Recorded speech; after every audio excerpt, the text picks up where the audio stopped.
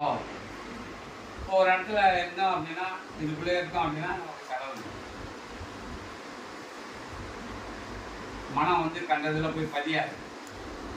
இந்த ரூம் உள்ளே இருந்தோன்னா அதுதான் வள்ளுவர் சொல்லியிருப்பாரு, அடக்கம் அமரருள் வைக்கும், அடங்காமை காரிருள் வைக்கும்.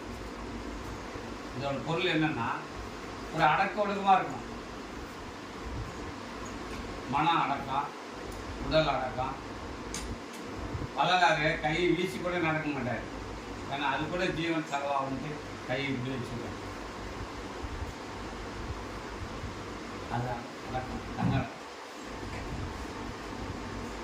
அதுபோல் நம்ம வந்து நிறைய சூட்சமான விஷயம் நிறைய இருக்குது. அதை நீங்கள் வந்து படிப்படியாக கொஞ்சம் கொஞ்சமாக கற்றுன்னு வரும்போது ரொம்ப ஆனந்தமாக இருக்கும், சந்தோஷமாக இருக்கும்.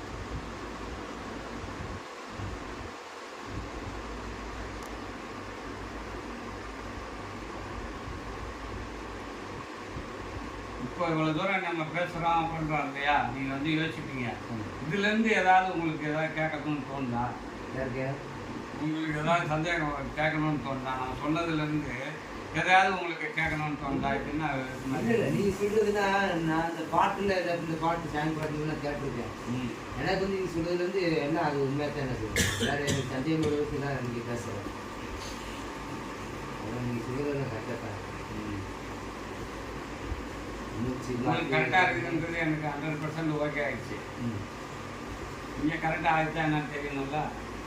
இப்போ இவங்க பாட்டு கேட்குறாங்களா கேட்கலையா? நீங்கள் மட்டும்தான் கேட்பீங்களா பாட்டு?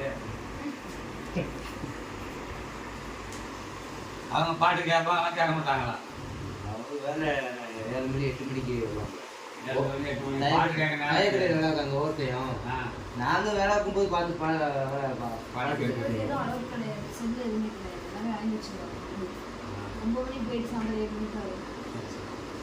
ஃபேக்ட்ரியில் வேலை பார்க்குறீங்களா?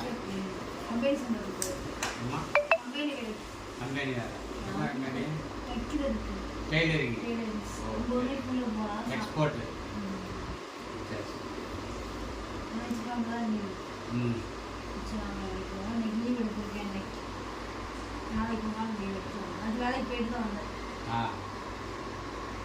அதாம்மா, ஒன்றும் இல்லைம்மா, நம்ம நினப்பை மாற்றிக்கணும், அவ்வளோதான்.